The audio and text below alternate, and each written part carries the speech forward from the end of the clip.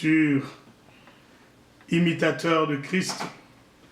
Lorsqu'on est imitateur de Christ, on fait les choses comme lui, il le ferait. N'oublions pas, en toile de fond, notre question de réflexion. Si Jésus était à ma place face à telle situation, comment il réagirait?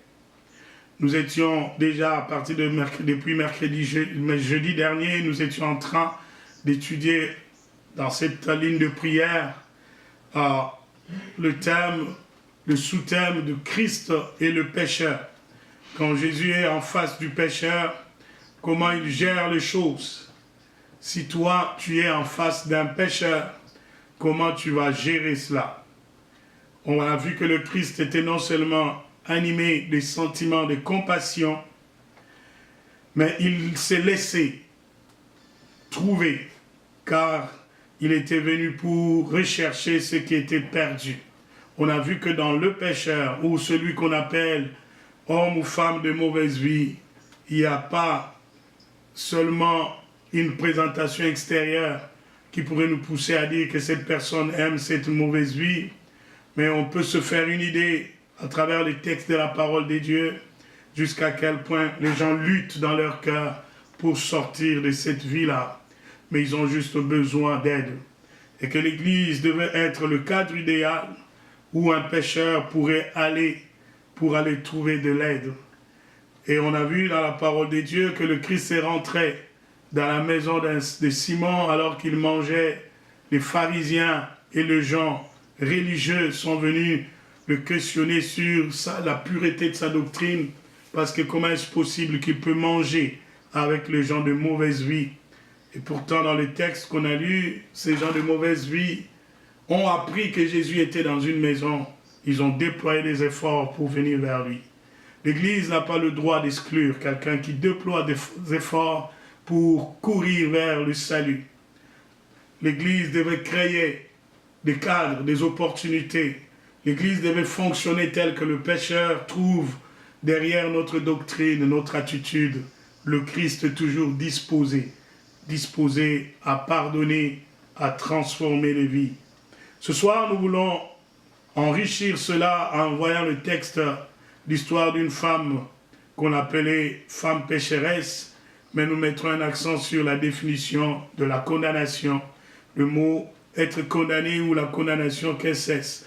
Alors, lorsqu'on lit dans le livre de Luc, chapitre 7, pour ceux-là qui peuvent, nous lisons ensemble Luc chapitre 7, à partir du verset 35, ça nous mettrait un peu dans le contexte. Luc chapitre 7, Luc, si je commence même à partir du verset 34, le Fils de l'homme est venu, mangeant et buvant, et vous dites, c'est un mangeur et un buveur, un ami de publicains et des gens de mauvaise vie. Mais la sagesse a été justifiée par tous ses enfants. Un pharisien pria Jésus de manger avec lui. Jésus entra dans la synagogue, dans la maison du pharisien, et se mit à table. Et voici une femme pécheresse qui se trouvait dans la ville, ayant su qu'il était à table dans la maison du pharisien, apportant un vase d'albâtre plein de parfums. Et se tint derrière, aux pieds de Jésus, elle pleurait et bientôt elle mouilla le pied de ses larmes, puis les essuya avec ses cheveux, les baisa et les rognit de parfum. Le pharisien qui l'avait invité, voyant cela, dit en lui-même, si cet homme était prophète, il connaîtrait qui et de quelle espèce est la femme qui le touche. Il connaîtrait que c'est une pécheresse. Jésus prit la parole et lui dit, Simon, j'ai quelque chose à te dire. Maître, parle, répondit-il. Un créancier avait 2 débiteurs, l'un devait 500 deniers et l'autre 50. Comme il n'avait pas de quoi payer, il leur remit à tous de leurs dettes, lequel l'aimera le plus? Simon répondit, c'est lui, je pense, auquel il a le plus remis. Jésus lui dit, tu as bien jugé. Puis se tournant vers la femme, il dit à Simon, voici cette femme, je suis entré dans ta maison et tu ne m'as point donné d'eau pour laver mes pieds. Mais elle les a mouillés de ses larmes et les a essuyés avec ses cheveux. Tu ne m'as point donné de baiser, mais elle, depuis que je suis entré, elle n'a point cessé de me baiser les pieds. Tu n'as point versé d'huile sur ma tête, mais elle a versé de parfum sur mes pieds. C'est pourquoi je te le dis, ses nombreux péchés ont été pardonnés, car elle a beaucoup aimé, mais celui à qui on pardonne peu, un peu. Et il dit à la femme, tes péchés sont pardonnés. Ceux qui étaient à table avec lui se mirent à dire en eux-mêmes, quel est celui-ci qui pardonne même le péché. Le texte aujourd'hui, je l'ai lu un tout petit peu, un peu plus long que d'habitude, pour nous permettre d'avoir aussi cette bonne habitude de lire, de placer les enseignements dans leur contexte.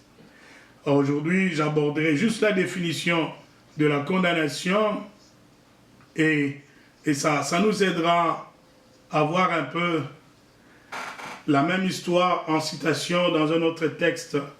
Le Christ se retournera, regardera cette femme et lui posera la question, où sont ceux-là qui te condamnaient? Et elle dira au Seigneur, ils ne sont plus là. Pourquoi ils ne sont plus là? Et Jésus la regarda, lui dira aussi, moi non plus, je ne te condamne pas. Vas-y, mais ne pêche plus. La condamnation du mot grec qui voudrait dire katakrino, dans l'aspect, dans le contexte de ce texte qu'on vient de lire, c'est que c'est un sentiment ou une entreprise que les gens ont de rendre la méchanceté d'un autre encore plus évidente. Autrement dit, c'est une attitude, une façon de penser, un mécanisme de fonctionner, une façon d'opérer qui amplifie l'erreur, le manquement, le péché, la méchanceté de quelqu'un d'autre. On le rend plus évident. On veut que tout le monde le voie.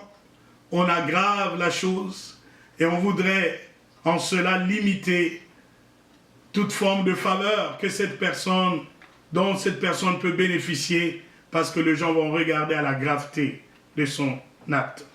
Vous savez, beaucoup de chrétiens, ils ne savent pas qu'ils font le katakrino. La plupart diront, moi je ne condamne personne parce qu'ils n'ont jamais amené quelqu'un devant un tribunal ou ils n'ont jamais témoigné contre une personne à un tribunal parce que la condamnation à la manière de la justice humaine serait une sanction finale lorsqu'on trouve quelqu'un coupable et on l'amène à une punition, à une pénitence. Puisque tu n'as jamais exercé un pouvoir judiciaire, tu dis « j'ai jamais condamné personne ». Mais la plupart d'entre nous, dans notre regard sur le païen, dans notre manière de réfléchir sur le péché des autres, dans notre manière de parler et de raconter les histoires des autres, jour après jour, nous faisons le katakrino. Nous amplifions la méchanceté de quelqu'un d'autre. Nous faisons de manière que ça soit beaucoup plus évident.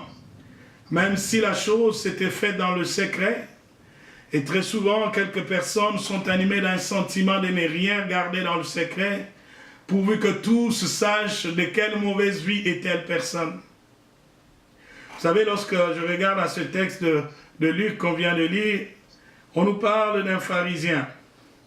Déjà, en termes de religion, de pratique religieuse, de croyance, d'acceptation par rapport au Messie, les pharisiens n'étaient pas les gens les plus enviables. Ce n'était pas la référence. Par rapport à leur disponibilité à vivre la justice des dieux, ce n'était pas les gens les plus recommandables. Mais cette personne a eu la faveur d'accepter Jésus dans sa maison. Il l'a invité, le Christ a accepté de venir. Et en même temps, une femme qu'on qualifie de mauvaise vie, pécheresse, parce qu'on ne parle pas ici seulement d'un acte isolé de péché, mais un mode de vie, quelque chose qui est devenu récurrent dans sa vie, et ça devient une façon de l'identifier. J'ouvre une parenthèse ici, c'est très facile que les gens t'identifient par un péché, par un comportement, par une façon de vivre. On peut te coller de sobriquet plusieurs noms. Parce qu'on a toujours, dans notre nature humaine, on a une fixation sur ce que l'autre fait, mais on oublie assez facilement qu'est-ce que nous sommes nous-mêmes. Ce pharisien, il se sent indigné, il réagit brutalement et il met en exergue, en évidence, le fait que cette femme, c'est une pécheresse. Et il se révolte du fait que le Christ laisse qu'une femme pécheresse se rapproche, non seulement se rapproche de lui, le touche, va loindre d'huile et même essuyer ses pieds. Ce soir, on n'a pas beaucoup de temps pour détailler ces actes, l'importance de chaque acte que cette femme a posé. Nous y reviendrons dans quelques 3 séances plus tard pour parler de la recherche de la solution, comment on peut toucher le cœur de Dieu. Mais ce soir, je voudrais m'arrêter là à nous dire, très souvent, on a facile à amplifier le péché de l'autre sans pour autant faire égard à un moment donné sur notre propre vie. Le pharisien oublie qu'il est lui-même questionnable, il est lui-même répréhensible, il est lui-même condamnable. Parce que Jésus lui donne une parabole de réflexion. Un maître avait 2 serviteurs qui lui devaient, prenons 100 000 et 500 000 $. Mais un jour, il les rassemble tous deux, il dit, « Ok, j'oublie votre dette, je vous pardonne, on me fasse ça. » D'entre les deux, qui sera le plus heureux? Certainement, pharisien intelligent, il dit, c'est celui qui devait beaucoup plus d'argent. Et dans cette parabole, le Seigneur est en train de lui faire voir, toi aussi, même si tu penses que ton péché n'est pas aussi grand, tu es répréhensible. Je te fais grâce, pareil. Cette femme devrait être plus touchée parce que vous l'avez qualifiée de pécheresse. Vous avez amplifié ses péchés. Vous avez fait les katakrino, vous l'avez condamné. Mais moi, je ne suis pas venu pour condamner. Je suis venu pour pardonner. J'ai le pouvoir de donner au-delà de ce que la personne mérite. Pardonner, c'est donner par-dessus. À chaque verbe, vous verrez par avant le verbe. Ça veut dire que aller outre mesure de ce verbe-là.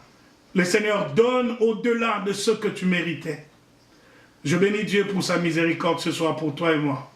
Si les gens ne regarderaient qu'à nous, nos actes, nos œuvres, je suis sûr que les katakrino se feraient sur notre vie. C'est sûr que quelque part, quelqu'un aimerait juste avoir une faute de ta part pour l'amplifier. Mais ce que j'aime, c'est que le Christ est capable d'aller au-delà des œuvres que j'ai posées pour me donner plus que ce que je mérite. Ce soir, apprenons à pardonner, à donner au-dessus de ce que les gens méritent, au lieu de condamner, de faire le katakrimo, d'amplifier, de mettre en évidence la méchanceté des autres. Dans une famille, si un parent a des enfants, et les enfants ne font que s'accuser mutuellement, amplifiant les erreurs les uns des autres, cette famille-là est appelée à disparaître. Car la méchanceté et la jalousie, ces vices prendront place. Et il est le même de l'église. Si une église locale est faite de personnes qui font que s'entre-accuser pour avoir la faveur des leaders, cette œuvre finira par s'éteindre.